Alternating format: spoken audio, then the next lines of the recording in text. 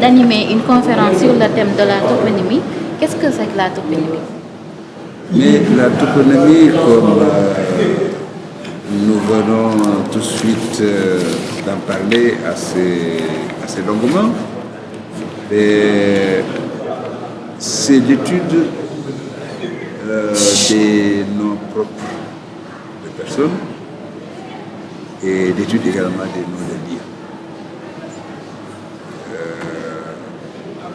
Mais vous savez que nous avons davantage insisté sur toutes les problématiques que soulève la toponymie en Afrique, particulièrement au Sénégal, dans une ancienne colonie, où l'administration coloniale s'est chargée sur support cartographique d'en oublier,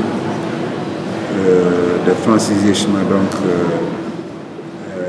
les noms de ces établissements humains ou bien de ces lieux-dits en les écorchant, en commettant donc des erreurs sur l'orthographe. Et nous avons senti que pour réhabiliter l'histoire du Sénégal et de la vraie histoire de ces communautés, il nous faut rectifier le tir en corrigeant le chemin de l'orthographe, mais également à lever tout équivoque sur certains noms qui ont été involontairement ou volontairement oubliés ou transformés. Évidemment, la toponymie ne s'arrête pas à cet aspect technique de transmission, de translation de cartes. Elle va plus loin pour nous autres universitaires. Elle brasse plusieurs idées qui nous permettent de dégager plusieurs pistes de recherche sur la migration des peuples, sur l'économie, sur les stratégies spatiales traditionnelles des communautés, mais également sur certaines logiques d'occupation et d'utilisation de l'espace. C'est ce qui nous fonde à croire qu'à côté de la Commission nationale de toponymie qui va être créée sous peu dans notre pays, je dirais enfin, parce que nous sommes l'un des rares pays à n'avoir pas encore sa commission, bien que l'idée de soit très ancienne. Donc je pensais que la communauté des universitaires, à travers le laboratoire, peuvent en amont faire des études qui permettent donc d'alimenter la réflexion. Donc c'est ce sens que nous donnons à la toponymie, en refusant donc de nous arrêter à cette écriture donc, des cartes. Quel est l'état de la question au Sénégal? Et l'état de la question au Sénégal, comme je le disais tantôt, c'est ces erreurs sur l'orthographe de certains lieux, des erreurs qui demeurent. Ce ne sont pas encore corrigées jusqu'à présent. Nous avons également ces noms de certaines localités qui ont une connotation occidentale et qui gardent par ailleurs une connotation donc, réellement locale. Je vais citer l'exemple de Saint-Louis et de Rufisque. Quand, au plan local, on parle de Larguet, officiellement sur les documents, on parle de Saint-Louis.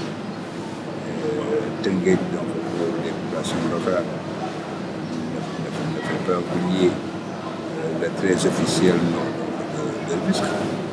Donc, ce sont des questions qui sont là. Sur également les appréhensions que l'État a par rapport à la culture à la base des populations, qui fait craindre des revendications identitaires.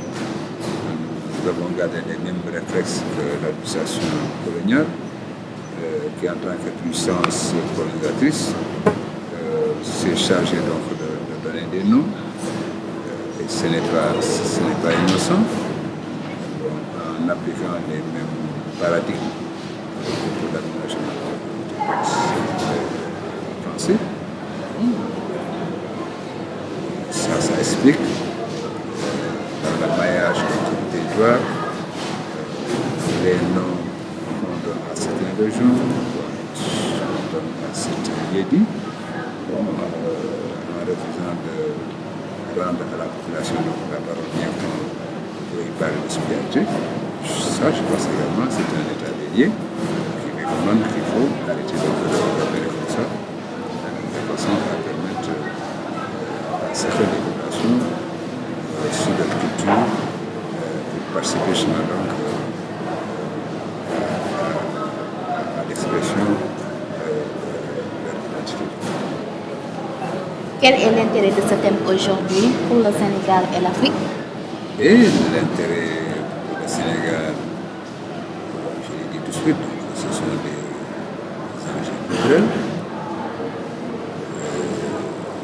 Dans l'histoire générale de l'Afrique, dans l'histoire générale du Sénégal, on a écrire, il faut réhabiliter chez nous des choses. C'est également un enjeu économique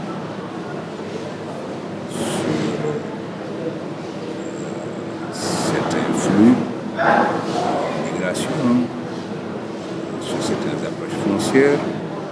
Nous avons de l'information tirée de la toponymie, mais sur certaines questions de gouvernance, il y a également un enjeu, il y a des résultats qu'on peut tirer donc de recherche sur la toponymie. Ce sont autant d'aspects qui justifient très largement une recherche dans la toponymie et que les États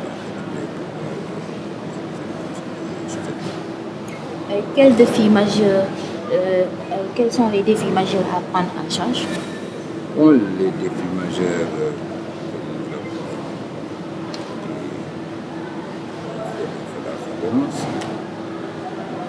c'est amener les populations à prendre conscience du retard que nous avons sur l'étude de la toponymie, mais également amener les intellectuels à prendre conscience que la toponymie n'est pas un mot, c'est un exercice auquel nous devons nous atteler tous.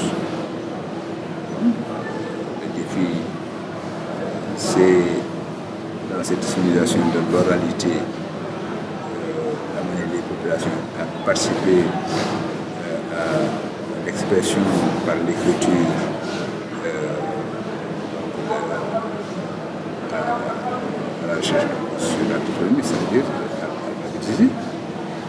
Sur le langue nationale, il faut qu'à la base, l'État fasse cet effort. Le défi donc à relever également, c'est de créer tous les outils qui permettent donc d'avancer sur ce débat, en créant donc un répertoire des villages avec des noms dirigés, en créant un dictionnaire des toponymes, en créant des cours dogmatiques, mais également en aidant donc les États dans le maillage du territoire, à rapprocher notre culture des politiques donc, de l'aménagement. Quelles sont les pistes de réflexion? Quelles sont les pistes de réflexion à investir pour la recherche? Les pistes de réflexion, je l'ai dit donc tantôt, sur l'adressage des rues.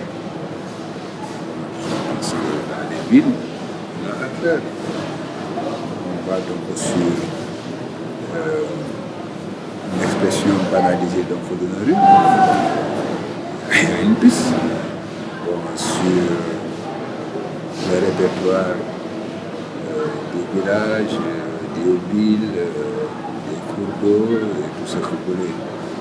Je pense qu'une fois pour toutes, il y a un travail à faire, un toilettage sur cette piste, sur également la façon les normes et les logiques qui doivent être de soubassement d'une bonne toponymie.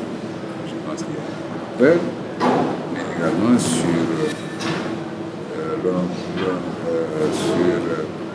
la façon de nommer les personnes. Je pense qu'il y a des histoires de santé qui peuvent tirer des informations sur, par exemple, les noms par conjuration. J'ai des entours comme Yalikon, Malit, Adarba, Altiné ou bien Adjuma, qui sont des noms par conjuration et qui peuvent renvoyer à des périodes sombres dans l'état de santé de cette population. Ça, ce sont des informations de première main qui peuvent finalement. Le journal universitaire vous remercie. C'est moi-même qui le remercie.